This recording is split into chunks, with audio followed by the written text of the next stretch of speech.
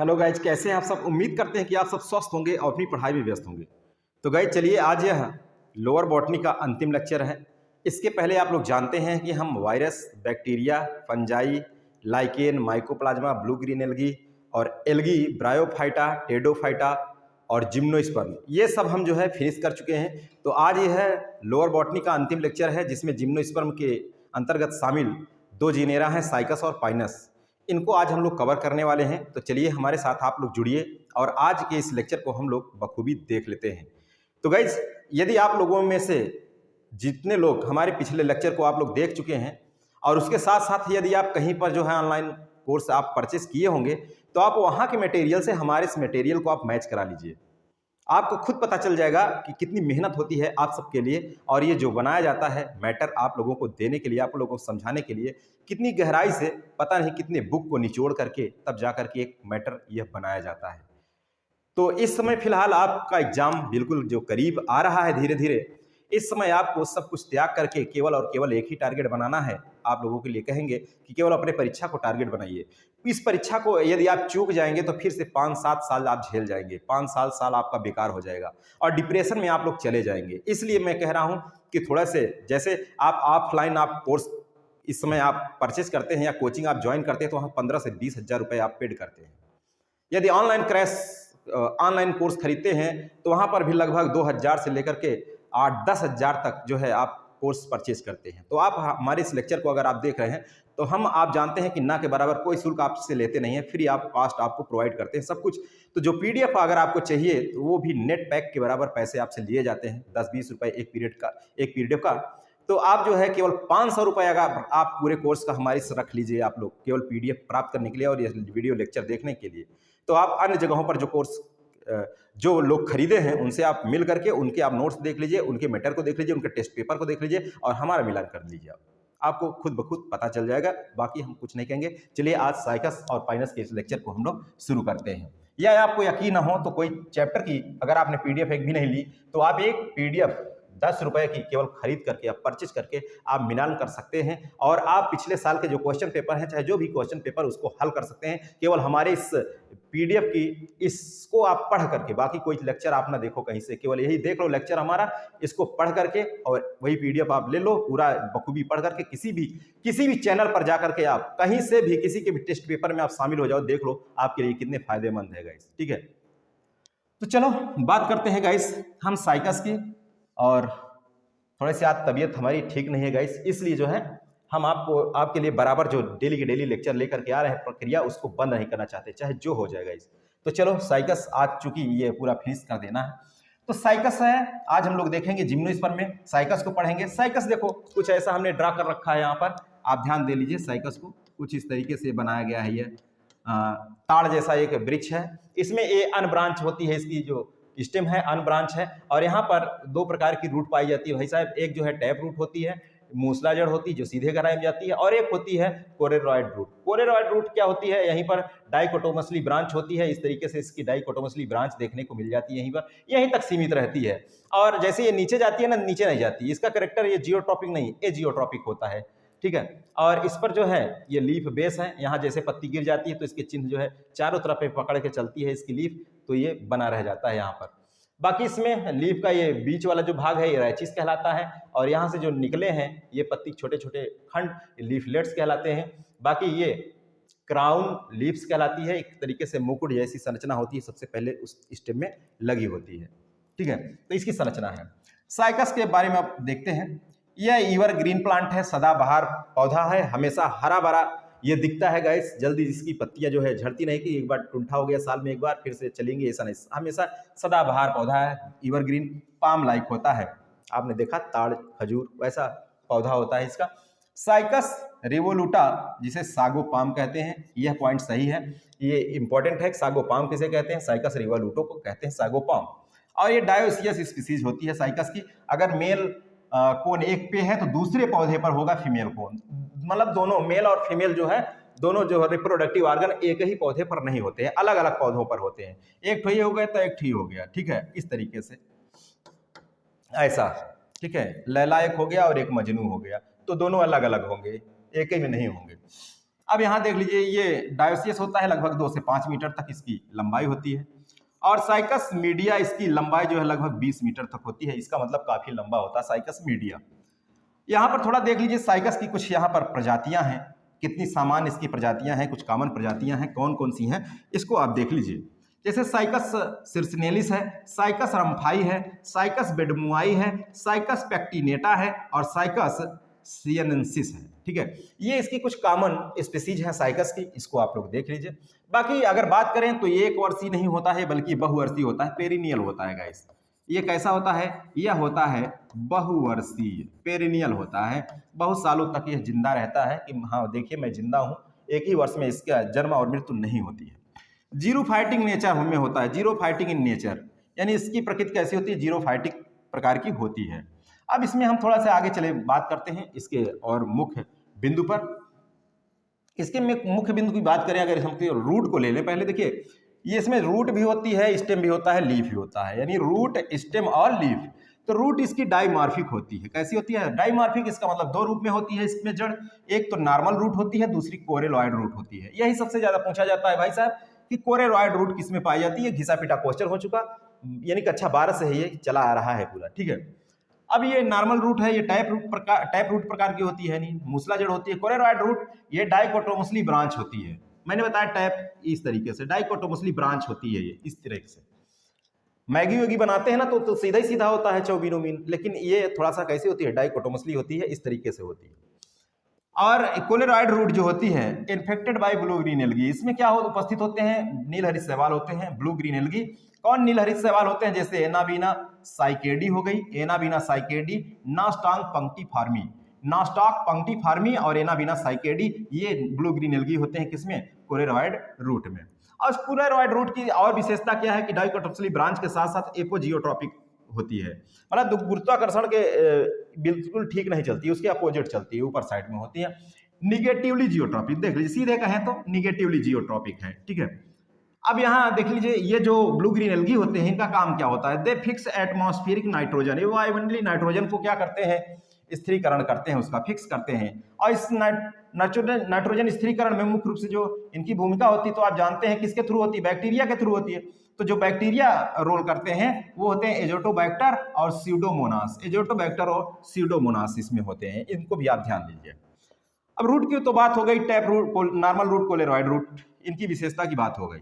अब स्टेम की अगर बात करें, स्टेम इसका इरेक्ट होता है, सीधा होता है मेरे भाई साहब, इस तरीके से इसका स्टेम जो है सीधा होता है, ब्रांचिंग नहीं होती है। उडी होता है भाई साहब, इसकी ऐसा नहीं कि केला वाला की तरह है, इसका उड काम में नहीं आएगी अगर अनब्रांच है, ये काम में आ जाती है, उडी है। ठीक है, मोटा है, सिलेंड्रिकल बेलनाकार है गाइस। ठीक है, ये तो कॉमन सी बात है। बाकी लीफ की अगर बात करें, इसमें पत्ती की बात करें अगर हम साइकस में, तो इसकी पत्ती डाइमार्फिक होती है। रूट जैसे होती है डाइमार्फिक, उसी तरीके पत्ती भी इसकी डाइमार्फिक होती है।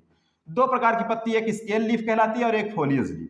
जो फोलियज लीफ होती है ग्रीन होती है गाइस, यही प्रकाश संश्लेषण की क्रिया करती है फोलियज लीफ। जो स्केल लीफ होती है ये क्या होती है? ये ब्राउन होती है और छोटी होती है और शुष्क होती है, थोड़ा सा पहले से घेरे रहती है। जैसे बंबू में आप देखते हैं, एक तो बड़ी से बंबू निकल गया, बांस हो गया ऊपर, तो इसके नीचे जड़ की तरफ देखिएगा तो थोड़ा सा सीध ऐसे घेरे जैसी संरचना होती है, भूरी भूरी सी, तो उस तरीके से। ये एक स्केल लीफ होती है जो कैटाफिलस होती है, ये इस बात को आप ध्यान रख लीजिए। ऐसे शब्द तो ऊटपटांगा पूछते हैं। कैटाफिलस होती है जो ब्राउन होती है, यह लीफ स्केल लीफ, और स्मॉल और छोटी होती है और ड्राई होती है, शुष्क होती है। जो फोलियज लीफ होती है मेगाफिलस होती है गाइस, ये बड़ी होती है थोड़ा सा, और फंक्शन इसका क्या होता है? फोटोसिंथेसिस करना, प्रकाश संश्लेषण इसका मुख्य कार्य है। और यही फोलियज लीफ कैसी होती है? ये होती है पिन्नेटली कंपाउंड होती है, पिच्चाकार होती है, सूजा जैसे नहीं, पिच्चाकार होता है। और इसमें दो और पॉइंट हैं, जब पत्तियां सबसे पहले निकलती हैं इसमें, तो उसका जो स्ट्रक्चर होता है कैसे होता है? सिर्सिनेट वर्नेशन गाइज, यहाँ वर्नेशन है और यहाँ विनेशन है, तो आप समझिए सिरा विन्यास है, इसका मतलब होता है सिरा विन्यास। विनेशन का मतलब होता है, इन दोनों में अंतर समझिएगा, सिरा विन्यास। ठीक है, जैसे पत्ती निकली तो इसमें पत्ती में ऐसे सिरा विन्यास है, पैरेलल है, कि इसमें गोचू मोचू है ऐसा, ठीक है, रेटिकुलेट ऐसा, तो इसमें सिरा विन्यास तो होता ही नहीं है, तो इसमें वेनेशन तो बिल्कुल होता ही नहीं। तो इस बात को आप ध्यान रखिएगा, इस पॉइंट को, इसमें नो वेनेशन, सिरा विन्यास नहीं होता। लेकिन सर्सिनेट वर्नेशन का मतलब जब पत्ती सबसे पहले निकलती है तो उसका स्ट्रक्चर कैसा होता है? वो मुड़ी मुड़ी सी होती है। कैसे होती है? एकदम मुड़ी होती है, फिर उसके बाद धीरे धीरे जैसे ऊपर उठती है वो इस तरीके से सीधी होती चली जाती है। तो उस कंडीशन को, उसकी व्यवस्था को कहते हैं यानी पत्ती की बड के अंदर उसकी पत्ती की व्यवस्था को हम कहते हैं वर्नेशन। तो इसमें सिर्सिनेट यानी घुमावदार यानी मुड़ादार इसमें पत्ती की व्यवस्था होती है उसकी बड के अंदर, तो इसमें सिर्सिनेट वर्नेशन पाया जाता है। बाकी इसकी विशेषता और है, गर्डलिंग लीफ ट्रेस मिलते हैं इसमें। Girdling leaf trace are characteristic feature of Cycas. तो भाई साहब इसको बहुत ही इंपॉर्टेंट लगा लो, बहुत मां ढेर से इंपॉर्टेंट, इस पे स्टार लगा लो आप, इस पे गर्डलिंग लीफ ट्रेस ध्यान रखना का साइकस में। अगर अब इंटरनल स्ट्रक्चर की बात करें भाई साहब, क्या क्या पढ़ना है इसमें। एक तो बाहर से देख लिए साइकस को, अब बाहर से देख लिए तो इसके अंदर घुस के चले हम, इसके अंदर क्या होता है, तो अंदर को भी देख लेते हैं। अब देखो अंदर से इसके अगर हम रूट के देखें, अभी तक तो देख रहे थे दो प्रकार के रूट थी भाई साहब। अब यहाँ थोड़ा इसके अंदर चले, उस रूट के अंदर की इसके काट वाट के देखें कि उसके अंदर क्या है। हो देखिए इंटरनल स्ट्रक्चर में नॉर्मल रूट जो होती है और एक कोलेरॉइड रूट होती है, कोरेलॉइड रूट होती है, दो प्रकार की रूट होती है। नॉर्मल रूट जो है इसमें डाई आर्च से लेकर diarch, triarch, tetrarch और पॉली आर्च कंडीशन मिलती है। Diarch, triarch, tetrarch, polyarch condition देखने को मिलती है, ठीक है। जाइलम इक्सार्च होता है और इसके जाइलम में विशेषता यह है वेसल्स अब्सेंट होती है। मैंने बताया था कि नीटल्स था, वहीं पर वेसल्स केवल अब्सेंट होती है जाइलम में, और फ्लोएम में कंपेनियन सेल प्रेजेंट होती है, किसमें, वही नीटल्स में, नीटम, एर्सिया और इफेड्रा, यही थे। तो यहां देख लीजिए वेसल्स अब्सेंट है, ठीक है, यहां वेसल्स अब्सेंट है इसके जाइलम में, किसके, साइकस के जाइलम में वेसल्स अब्सेंट है, ये बात को आप बखूबी ध्यान रख लीजिएगा। पिथ इसमें अब्सेंट है, पिथ भी क्या है, अब्सेंट है। कोरेलॉइड रूट की बात करें तो कार्टेक्स भाग इसका 3 भाग में बटा होता है, एक outer cortex, middle cortex, inner cortex. तो इसके मिडिल कार्टेक्स में अब ये क्वेश्चन बन सकता है कि जो इसमें एल्गल जोन पाया जाता है, एल्गल जोन इसी में तो ब्लू ग्रीन एल्गी उपस्थित होंगे, क्या उपस्थित होंगे, ब्लू ग्रीन एल्गी बीजिए, और ये इसमें उपस्थित होते हैं एल्गल जोन में, तो ये सब टर्म दे सकता है, एल्गल जोन फाउंड इन, ठीक है। तो इसके मिडिल कार्टेक्स में एल्गल जोन पाया जाता है जिसमें क्या उपस्थित होते हैं, एना बिना नॉस्टॉक, ये ब्लू ग्रीन एल्गी है, यही उपस्थित होते हैं। तो इसको बात को ध्यान रख लीजिएगा। हो गई चर्चा नॉर्मल रूट, कोलेरॉइड रूट की। अब स्टेम की, ये इंटरनल स्ट्रक्चर में चल रहे हैं गाइस, ठीक है। स्टेम की बात कर ले, थोड़ा सा देख लीजिए। स्टेम की बात करें तो स्टेम में एपिडर्मिस और कार्टेक्स दो भाग यहां पर देखने को मिलेंगे। तो जो कार्टेक्स है इसमें म्यूसिलेजिनस और स्टार्च ये दोनों इन्वॉल्व होंगे। बाकी इसके स्टेम में पॉलीजाइलिक कंडीशन देखने को मिलती है, पॉलीजाइलिक। और वेस्कुलर बंडल जो है कंजॉइंट, कोलैटरल और ओपन प्रकार के होते हैं। कंपेनियन सेल अब्सेंट भाई साहब, इसमें फ्लोएम में जो है कंपेनियन सेल मैंने बताया था कि अब्सेंट होती है, और जाइलम में बेसेल्स अब्सेंट होती है। तो ये बात को आप बखूबी ध्यान रखिएगा। एक क्वेश्चन भाई साहब ये 2-3 साल से लगातार बन रहा है कि कार्क कैम्बियम और सेकेंडरी कार्टेक्स ये है क्या। पेरीडर्म कहा जाता है इन तीनों को मिलाकर के। पेरीडर्म किसको कहेंगे, जब कार्क कैम्बियम और सेकेंडरी कार्टेक्स तीनों हो तो इसी को हम संयुक्त रूप से क्या कह देते हैं, पेरीडर्म। तो लिख सकते हैं periderm equal to cork cambium plus secondary growth, ठीक है। अब यहाँ कार्क का दूसरा नाम है फेलम, सेकेंडरी कार्टेक्स का नाम है फेलोडर्म। फेलोडर्म ये नाम भी पूछ लिए गए हैं, अभी आगे चलते हैं, देखते हैं हम लोग, अभी दिखाते हैं आपको, ठीक है। Phellem, phellogen, phelloderm.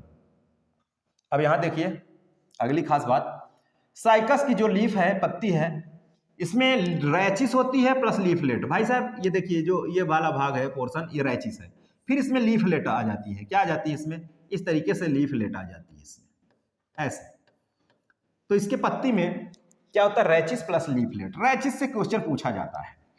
रैचिस कैसा होता है, ये बीच वाला जो डंठल होता है मोटा सा, बाई कॉन्वेक्स टाइप का होता है। कैसा होता है, बाई कॉन्वेक्स टाइप का, और ओमेगा शेप्ड होता है।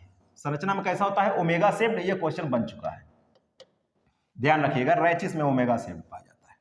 वैस्कुलर बंडल कंजॉइंट, कोलैटरल और ओपन प्रकार का होता है। जाइलम, रैचिस की मैं बात कर रहा हूं, इसमें जाइलम इंडार्च होता है, यानी रैचिस, अच्छा इंडार्च इन स्टेम, स्टेम इंडार्च। और कंडीशन कैसी कहलाती है, सेंट्रीफ्यूगल। अब इसकी मैं अभी पिछले लेक्चर में इसकी बात किया था, सेंट्रीफ्यूगल और सेंट्रीपीटल कंडीशन क्या होती है इसकी मैंने चर्चा कर लिया था। मिजार्च इन रैचिस, रैचिस में कैसा होता है, मिजार्च प्रकार का होता है जाइलम। बाकी तो तीनों हैं यहाँ, इंडार्च, मिजार्च और इक्सार्च, 3 कंडीशन होती हैं। लीफलेट की बात करें, यहाँ रैचिस की बात हो गई, लीफलेट की बात कर रहे हैं। तो लीफलेट की विशेषता ये है, देखिए ये रैचिस है, रैचिस की बात खत्म कर लिया, अब लीफलेट की बात करेंगे इनकी। तो लीफलेट में इसमें सनकिन स्टोमेटा होते हैं। कैसा, सनकी, सनकी नहीं सनक गए भैया, सनकिन स्टोमेटा होते हैं, धसे प्रकार के होते हैं ऑन लोअर एपिडर्मिस। इसके कहाँ, उस रैचिस के लोअर एपिडर्मिस भाग पर होते हैं सन की स्टोमेटा। इसमें पहली सेट टिश्यू भी उपस्थित होता है, प्रेजेंट होता है पहली सेट टिश्यू। वैस्कुलर बंडल इसमें कंजॉइंट, कोलैटरल और ओपन प्रकार का होता है ये भी। और इसमें ये पहली सेट टिश्यू के साथ साथ ट्रांसफ्यूजन टिश्यू भी होता है। मैं कल के लेक्चर में जिम्नोस्पर्म पूरी जो लेक्चर बता रहा था उसमें बताया था, इसको आप नोट कर लीजिएगा। पहली सेट टिश्यू और ट्रांसफ्यूजन टिश्यू किस में पाए जाते हैं, साइकस में। अब यहाँ आगे थोड़ा सा देख लेते हैं, सोराई ओराई की बात कर लेते हैं, देख लीजिए। और मैंने आप लोगों से कहा था कि ग्रुप में मैं आपको पीडीएफ एक भेज दूंगा, जो लंबी पीडीएफ है, जो डिस्क्रिप्टिव टाइप की पीडीएफ है। मैं तो ये जो लेकर के आता हूँ बिल्कुल निचोड़ होता है, बिल्कुल एकदम हर तरीके से इसको अलग अलग बुकों से, अलग अलग नोट से, जो जितना भी है मटेरियल सबसे अलग निकाल कर इसको निचोड़ करके रख दिया जाता है। तो मैंने ग्रुप में, जो लोग ग्रुप से जुड़े हैं आप लोग देखे होंगे, वो मेरी अपनी पुरानी, जब मैं स्टडी कर रहा था उस समय की वो नोट्स है, ठीक है। और बहुत मेहनत करके बनाई गई थी। आप लोगों ने उस नोट्स को देखा होगा कि हर पॉइंट को हर जगह अलग अलग कलर से नोट किया गया है, और जहां पर इंपॉर्टेंट पॉइंट है वहां स्टार बनाया गया है। उसी समय जैसे भी बनाते थे उसी समय इतनी मेहनत गहराई से की गई थी गाइस, समझ रहे हैं। वहां पर आप विस्तार से देखे होंगे। और जो लोग व्हाट्सएप में नहीं ग्रुप में जुड़े हैं, 9219008522 गाइस, इसी पर मैंने सेंड किया है। वहां दो ग्रुप बनाए गए हैं, एक तो पूरा फुल हो चुका है, दूसरा जो ग्रुप चल रहा है उसमें भी जो लोग जुड़े हैं, दोनों ग्रुप में मैंने उस जिम्नोस्पर्म की पीडीएफ को सेंड कर दिया था। लेकिन हाँ, जिन लोगों ने पेड किया है पहले से एडवांस, बहुत सारे लोगों ने दे दिया है पैसा कि सर हमको पीडीएफ चाहिए, तो पूरी लोअर बॉटनी की पीडीएफ बहुत सारे लोगों ने ले ली है। लोअर बॉटनी तो लगभग पूरी कंप्लीट ही हो गई गाइस, ठीक है, जिम्नोवायरस से लेकर के जिम्नोस्पर्म तक। तो लोअर बॉटनी की जो पीडीएफ है, लोअर बॉटनी, तो गाइस जो लोअर बॉटनी की पीडीएफ है वो मैं 70 रुपए में, गाइस उसकी प्राइस क्या है, 70 रुपए। 70 रुपए जो लोग पे करते हैं उनको पूरी लोअर बॉटनी की पीडीएफ मिल जाती है। उस लोअर बॉटनी की पीडीएफ में बहुत सारे चैप्टर हैं, पूरा चैप्टर है, वायरस है, बैक्टीरिया है, फंजाई है, लाइकेन है, एल्गी है, ब्रायोफाइटा है, टेडोफाइटा है और जिम्नोस्पर्म है, ये सभी हैं गाइस, माइकोप्लाज्मा है, ब्लू ग्रेन्युल, पूरा लोअर बॉटनी। अब मैं तो कहता हूं कि आप एक बार देख लीजिए ट्राई करके। जितना भी आप लोग बाहर से जितना पैसे अभी तक आप गंवा चुके हैं, जितना वेस्ट कर चुके हैं पढ़ करके, और हर जगह से अगर आपको अच्छा नहीं लगा तो पूरा पैसा वापस, इतनी गारंटी कह देते हैं आपसे। ये कोई पैसा नहीं है, ये आप पेड नहीं कर सकते उसके बराबर, लेकिन ये आपसे जो इंटरनेट का जो खर्च है, इस तरीके जो चलता है, आप सबके लिए अपलोड करते हैं, जो मेहनत होती है, जो लोग डेली पीडीएफ आपको भेजते रहते हैं, बाकी उनका भी पैसा आप नहीं हो सकता है। सोच लीजिए, जो दिन भर आपको सेंड करते रहते हैं, आप लोग कहीं से भी हैं, किसी भी प्रकार से रजाई में घुसे हैं, कहीं पर भी हैं, तब भी जो है आपको सब मिलता रहता है। तो इसको भी एक बार आजमा के देखिए, नहीं तो आप 5 साल बहुत पछताएंगे गाइस। इस समय अगर आप कुछ लोग 10-20 रुपए या 50-100 रुपए, 1000-2000 रुपए की लालच किए ना, तो 5 साल का या 10 साल हमेशा के लिए ना रोने लगो। इसलिए इस समय आप ना देखो, समय तो आपका जा रहा है, सब कुछ जा रहा है, अगर इतना जोड़ोगे ना तो नहीं कुछ कर पाओगे गाइस। तो आप इसके लिए कुछ बहा दो, समझ रहे हैं। कुछ पाना है तो कुछ खोना है, और खोना क्या, सब कुछ नींद भी त्यागना है तभी। फिलहाल चलिए, ये व्हाट्सएप ग्रुप है और व्हाट्सएप ग्रुप से आप लोग जानकारी ले सकते हैं गाइस। व्हाट्सएप ग्रुप से कोई भी जानकारी हो आप ले सकते हैं। हाँ, आपके प्रश्न के हमेशा ये नहीं जो प्रश्न पैदा हो गया फालतू फोकट के, कोई लोग वैसे हैं ऐसे, और आप हमेशा बैठ करके दनादन सब लोग क्वेश्चन करते रहो और वहां से आपको क्वेश्चन का आंसर मिलता रहे, ऐसा भी नहीं है। कुछ पाना है तो कुछ खोना है, इतना आप समझो, ठीक है। और कोई भाई फालतू में ऐसा क्यों अपना एनर्जी लॉस करेगा, क्यों ऐसा करेगा, ठीक है। लेकिन नहीं, कुछ लोगों की शिद्दत होती है, कुछ लोगों का स्वभाव ही ऐसा होता है। फिलहाल चलिए गाइज, आप लोग को लोअर जूलॉजी की भी पीडीएफ मिलने वाली है बहुत जल्द। लोअर जूलॉजी की, जिस तरह से लोअर बॉटनी पूरी कंप्लीट, उस तरह लोअर जूलॉजी की भी पीडीएफ आप लोगों को बहुत जल्द मिलने वाली है। चलिए थोड़ा सा हम बात करते हैं sori born on abaxial on lower surface. Lower surface अथवा एबैक्सियल सरफेस पर मिलते हैं सोराई। सिम्पोडियल ब्रांचिंग पाई जाती है इसमें। थोड़ा हम इसमें जो खास पॉइंट है रिप्रोडक्शन की बात करते हैं। रिप्रोडक्शन की बात करते हैं, देख लीजिए रिप्रोडक्शन में, रिप्रोडक्शन इसमें वेजिटेटिव रिप्रोडक्शन और सेक्सुअल रिप्रोडक्शन दोनों प्रकार के देखने को मिलते हैं। वेजिटेटिव बाय बल्बिल्स, बल्बिल्स के द्वारा होते हैं, और सेक्सुअल रिप्रोडक्शन इसमें जो होता है, ये जो पौधे होते हैं साइकस के डायोसियस होते हैं, एक लिंगाश्रयी, अर्थात मतलब एक पर एक ही लिंग होगा, चाहे वो मेल होगा चाहे फीमेल होगा, दूसरे वाले पे दूसरा होगा, ठीक है। अब यहां देखिए अगला, मेल कोन अर्थात क्या, सोरस। इसे देखिए मेल कोन, इसकी विशेषता ये है, लार्जेस्ट एंथ्रेजॉइड्स इन प्लांट किंगडम। पूरे पादप जगत में सबसे बड़ा एंथेरोजोइड्स किसमें पाया जाता है? वो पाया जाता है इसी साइकस में। ठीक है, किसमें पाया जाता है? साइकस में। और जो कैसा होता है? मल्टीसिलिएटेड होता है। कैसा होता है? मल्टीसिलिएटेड। लार्जेस्ट एंथेरोजोइड्स इन प्लांट किंगडम, पूरे प्लांट किंगडम में सबसे बड़ा एंथेरोजोइड्स होता है जो मल्टीसिलिएटेड होता है। यह किसमें होता है मेरे भाई? ये होता है साइकस में। बात को बहुत अच्छे तरीके से नोट कर लीजिए। फीमेल कौन की बात करें तो सबसे बड़ा लार्जेस्ट यानी ओयूल ऑफ प्लांट किंगडम, पूरे पादप जगत में सबसे बड़ा ओयूल साइकस में, पूरे प्लांट किंगडम में सबसे बड़ा एंथेरोजोइड्स किसमें? साइकस में। तो इस बात को आप वेरी वेरी मोस्ट आप कर लीजिएगा गाइस। फीमेल गैमेटोफाइट, इसका जो है एंडोस्पर्म इसमें बनता है, आप जानते हैं। वह एंडोस्पर्म कैसा होता है? अगुणित होता है। जबकि एंजियोस्पर्म का जो एंडोस्पर्म है वो 3n होता है, त्रिगुणित होता है। किसमें? एंजियो में। लेकिन जिम्नो में कैसा होता है? मैंने कल ही बात किया था, n होता है। तो साइकस में भी एंडोस्पर्म कैसा होता है? अगुणित होता है, n होता है। इसमें बाकी आर्चिगोनिया की बात करें तो 3 से 6 आर्चिगोनिया। कितने? 3 से 6 आर्चिगोनिया, जिसमें 2 नेक कैनाल सेल और 1 वेंटर कैनाल सेल होती है। Sorry 2n archegonia 2n। इसमें 1 वेंटर होती है जिसमें नेक कैनाल सेल एब्सेंट होती है गाइस। इसमें इसकी विशेषता क्या है? इसे यानी नेक कैनाल सेल एब्सेंट होती है, 1 वेंटर इसमें। बाकी ओयूल की बात करें अगर, ओयूल इसका आर्थोट्रोपस होता है। ओयूल इसका आर्थोट्रोपस होता है, वेरी वेरी मोस्ट इंपॉर्टेंट। और इसमें जो न्यूक्लियस होता है वो द्विगुणित होता है। कैसा होता है? न्यूक्लियस इसका द्विगुणित होता है। थोड़ा सा मीटर आज डाउन है गैस, तबीयत 2-3 दिन से उतनी ठीक नहीं है, लेकिन बस शिद्दत है आप लोगों के लिए। पॉलिनेशन बाय विंड, इसमें पॉलिनेशन किसके द्वारा होता है? विंड के द्वारा होता है। तो यह टर्म क्या कहलाती है? एनिमोफिलस कहलाती है। एनिमोफिलस पॉलिनेशन ड्रॉप होता है इसमें। म्यूसिलेजिनस और सब्सटेंसेस भी इसमें होते हैं, भाग लेते हैं पॉलिनेशन में। ठीक है, पॉलिनेशन में pollination drop, mucilaginous substances involve. Body cell इसकी स्पर्मेटोजोइड्स होती है, स्पर्मेटोजोइड। साइकस रिवोल्यूटा में पॉलिनेशन के समय लगभग 4 माह बाद फर्टिलाइजेशन होता है। कितने माह बाद? 4 माह बाद इसमें फर्टिलाइजेशन होता है, पॉलिनेशन के लगभग 4 माह बाद। ये किसमें? साइकस रिवोल्यूटा में। बहुत ही इंपॉर्टेंट क्वेश्चन है, ये बन चुका है। साइकस रिवोल्यूटा में पॉलिनेशन के लगभग 4 माह बाद फर्टिलाइजेशन होता है। मेल गैमीट इसमें कैसा होता है? इसका आकार लट्टू जैसा होता है, स्पाइरल और सिलिएटेड होता है गाइस। 2 कॉटिलिडान्स होते हैं साइकस के सीड में। साइकस के सीड में कितने कॉटिलिडान्स होते हैं? 2 कॉटिलिडान्स होते हैं। और इसमें पॉलीएम्ब्रियोनी देखने को मिलती है। साइकस सीड कैसा होता है? लार्ज होता है, राउंडेड होता है और रेड होता है। यह भी यह क्वेश्चन पूछ सकता है। कैसा होता है? लार्ज, राउंडेड और रेड होता है। जर्मिनेशन इसमें सीड का कैसा होता है? हाइपोजियल प्रकार का होता है। साइकस में सीड का जर्मिनेशन हाइपोजियल प्रकार का होता है। इसमें क्रोमोसोम कितने होते हैं? 22 क्रोमोसोम्स होते हैं। इस क्वेश्चन को वेरी वेरी मोस्ट इंपॉर्टेंट कर लीजिए भाई साहब। अब ऐसे क्वेश्चन टेढ़ा थोड़ा सा बनाएगा, ठीक है।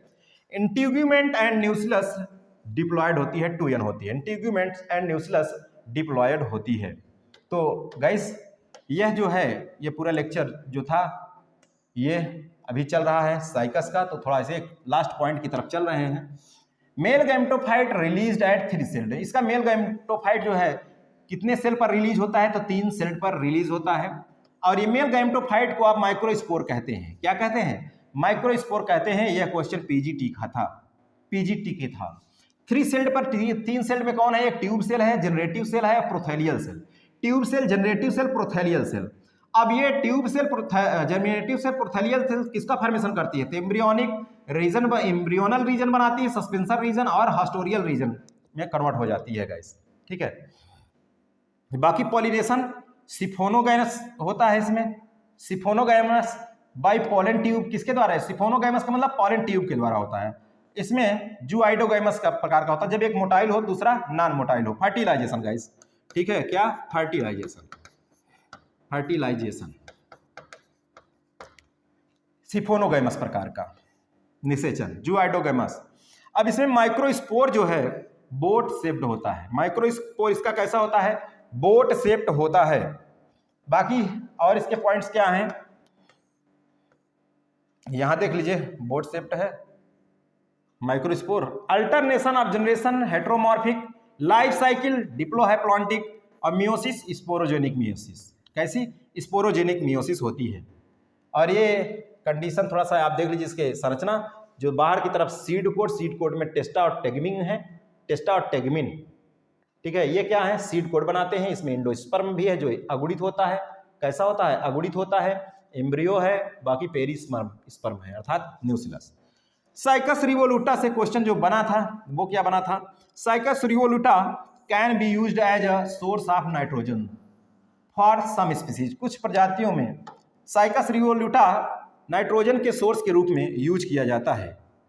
और यहां दूसरा जो क्वेश्चन बना था ये देख लीजिए कि each male gametophyte of cycas has 2 male gamete, यानी प्रत्येक गैमेटोफाइट यानी मेल गैमेटोफाइट, प्रत्येक साइकस का प्रत्येक मेल गैमेटोफाइट 2 मेल गैमीट बनाता है, 2 मेल गैमीट रखता है। तो गाइस ये था साइकस का लेक्चर। इसके बाद ये है पाइनस का लेक्चर।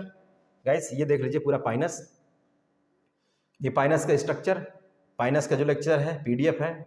और यहाँ से क्वेश्चन पूछा जाता है, मोनोफोलियर बाइफोलियर जितने भी क्वेश्चन हैं इसमें, और जितने क्वेश्चन यहाँ पर बनाए गए हैं। और यहाँ से क्वेश्चन एक और पूछा जाता है, ये कार्कैम्बियम फेलोजन, कार्क सेल फेलम और सेकेंडरी कार्टेक्स फेलोडन। तो ये जो आप क्वेश्चन देख रहे हैं पाइनस का है। फिलहाल गाइस थोड़ा हम आप लोगों से यही कहेंगे, देखिए उतना स्वस्थ नहीं है तो आप लोग थोड़ा सा देखिए, पूरी लोअर बॉटनी खत्म हो गई। जो लोग डेली नोट्स बना रहे थे आप लोग हर दिन इस देखकर, जिन्होंने अभी तक कोई पीडीएफ नहीं लिया है उनके लिए बहुत अच्छी बात है कि अगर आप लेक्चर देखकर अपने नोट्स बना रहे हैं तो इससे अच्छी बात क्या हो सकती है। आधा तो उसी समय माइंड में आपके छपना शुरू हो जाता है, तो ये बहुत अच्छी बात है। आज उन लोगों से कहेंगे जो लोग डेली पीडीएफ बना रहे थे, तो साइकस तो आप बना ही लेंगे, पाइनस के लिए आप केवल और केवल मात्र 10 रुपये खर्च कर दीजिए।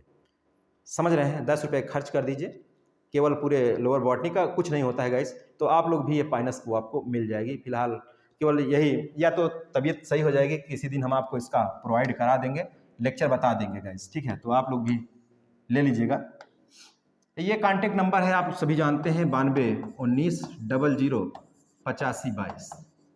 इस पर आप केवल बोल देना भाई साहब बना करके कि केवल साइकस और पाइनस, साइकस और पाइनस इसकी पीडीएफ चाहिए गाइस, और स्कैनर देंगे 10 रुपये केवल पेड करके आप ले लेना इसको, अगर आपके उपयोगी सही समझ में आता हो तो। बाकी कोई प्रेशर नहीं है। बाकी लोअर बॉटनी की, जिनको पूरी लोअर बॉटनी की पीसीएस चाहिए, सॉरी पूरी लोअर बॉटनी की पीडीएफ जिनको चाहिए, वो इस नंबर पर कितना पेड करके ले लेंगे? 70 रुपये गाइस, 70 रुपये। बाकी जितने लोगों का पैसा जमा है, जिन लोगों ने पेड किया है, मैं वहाँ नंबर सबका नोट किया गया है, उस पर व्हाट्सअप कर दिया जाएगा। तो आप लोग बिल्कुल निश्चिंत रहिए, मेहनत करते रहिए। और लोअर बॉटनी जिस तरीके से, जिस शिद्दत से पूरी फिनिश हुई है गाइज, अब इसका कराएंगे हम प्रैक्टिस सेट। एक दिन टेरिडोफाइटा होगा और एक दिन जिम्नोस्पर्म होगा। उसके बाद लोअर बॉटनी, मैं बोल रहा हूँ जैसे कि लोअर बॉटनी की भी पीडीएफ आपको बहुत जल्द उपलब्ध हो जाएगी। पूरे फाइलम, जितने भी फाइलम है गाइज, जितने भी फाइलम हैं सब पूरे आपको 10 फाइलम है ना, 10 जो है आपकी पीडीएफ आपको मिल जाएगी एकदम निचोड़ गाइज, ठीक है। क्यों आगे नहीं कर रहा हूँ कि क्योंकि लाइट भी चली गई, अभी कट गई। अभी इन्वर्टर जो है कब नाम हो जाए ये कुछ कहा नहीं जा सकता, और मेरा भी मीटर कम चल रहा है। तो चलिए फिलहाल जितने लोग डेली जुड़े रहते हैं आप सभी को बहुत बहुत शुक्रिया, बहुत बहुत धन्यवाद। आज थोड़ा सा मुझे खेद है कि पाइनस का, किसी दिन हम आपको पाइनस का करा देंगे, भेज तो देते पाइनस का, लेकिन आप लोगों का जो है, जिन लोगों ने कभी कांटेक्ट किया है या जो किया है तो उसका तो नंबर है, उसका तो हम कह देंगे भाई जुट करके वो भेज देंगे। फिलहाल उसी समय ये उनकी जो दिन भर बेचारे बैठे रहते हैं वो आपको भेजते रहते हैं, उनका है वो अपना कर लेते हैं भाई साहब, समझ रहे हैं। बाकी मैं बोलता हूँ तुम्हारा कोई पैसा नहीं है, वो केवल अपना खाने पीने के लिए और नेट का खर्च ले लेते हैं। चलिए फिलहाल आप लोगों को यह लेक्चर उपयोगी लगा होगा।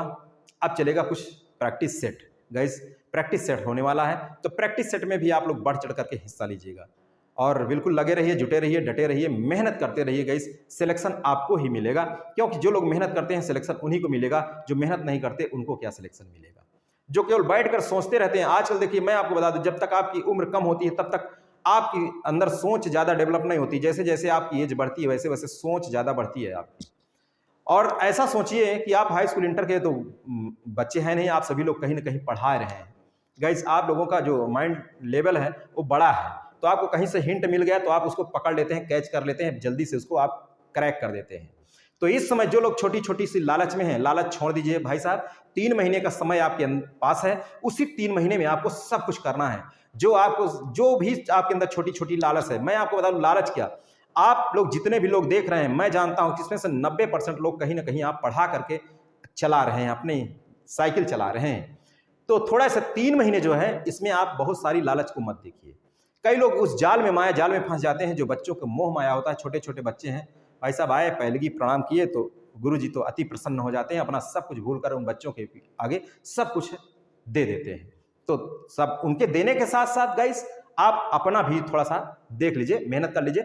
छोटी छोटी सी जो लालच है उसको छोड़ करके इस समय केवल परीक्षा में जुट जाइए। जिन लोगों ने 2022 का फॉर्म अप्लाई किया है या जिन लोगों ने सोच रखा है कि मुझे 2025 का फॉर्म अप्लाई करना है और ये फॉर्म बहुत जल्द आने वाला है गाइस, कोई रोक नहीं सकता। एलटी भी आने वाली है, एलटी और जीआईसी लेक्चरर और टीजीटी पीजीटी सभी वैकेंसी आने वाली है। तो बिल्कुल कमर कस के अभी से लग जाइए, अभी से जुट जाइए, अभी से जुट जाइए, तभी आगे कुछ संभव होने वाला है। बाकी शॉर्टकट कोई तरीका नहीं है गाइस।